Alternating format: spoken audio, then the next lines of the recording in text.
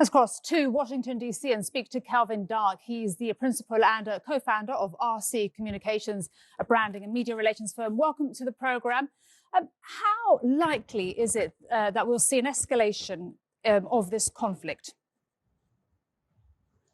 Now, as far as an armed escalation, I don't think that's likely. That just depends on, how far the Polisario Front wants to push this.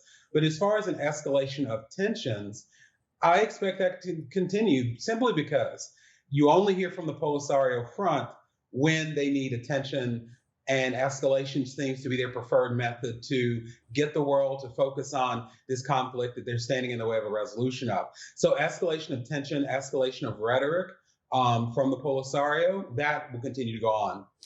And Calvin, this is one of the world's longest simmering conflicts. It's rarely discussed. Why is that? Well, I think one of the reasons it's rarely discussed is because, Morocco has been administering the affairs in the Western Sahara, a simplified kind of explanation of what's going on. But more importantly, to resolve this conflict, over a decade ago, Morocco presented a compromise solution. As you know, the United Nations has tried to get the Polisario Front, and Algeria together to resolve this conflict. So one of the reasons why it's not talked about as much is because Morocco presented the compromise, the Polisario rejected. So Morocco is trying to continue to build up the region to help the Sahrawis, the people in the Western Sahara who are being held by the Polisario. And they're trying to actually move forward. So that's why we don't see this until now, when there are escalations and provocations, because that's the only thing that the Polisario can do to get attention. And what about the indigenous people, the Sahrawis who are in the camps in Algeria, and also those that are in Western Sahara? That's the unfortunate part, because in this whole discussion, not only between Morocco, Polisario, and Algeria, but around the world, here in the United States, the people caught in the middle are rarely the ones that are talked about. And I think that that's what our focus should be. We should look to see, are their rights being protected? We should be able to go into, we the international community, into these Polisario camps to see exactly what's going on. I think that the compromise solution that Morocco has put forward does address that, and they have offered autonomy. They have offered many things to give the Sahrawi refugees a chance.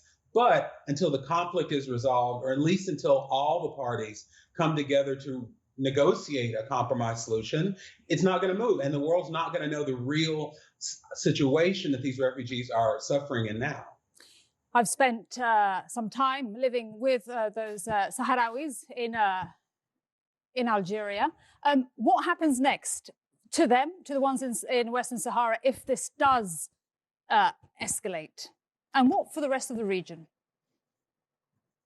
Well, as far as the Western Sahara conflict goes, what I hope will happen is that the international community, through the United Nations, would make it clear to all of the parties, Morocco, Algeria, and the Polisario, that continued human rights violations against the Sahrawi refugees won't be tolerated. Now, Morocco's come to the table with that commitment. The United Nations needs to convince Algeria and the Polisario to do the same.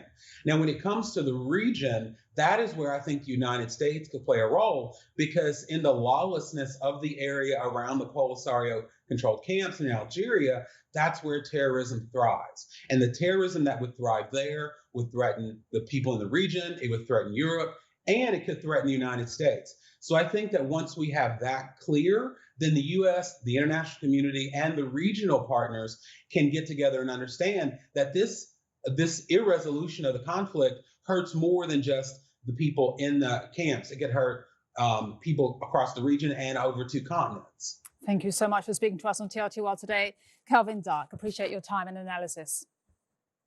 Thank you.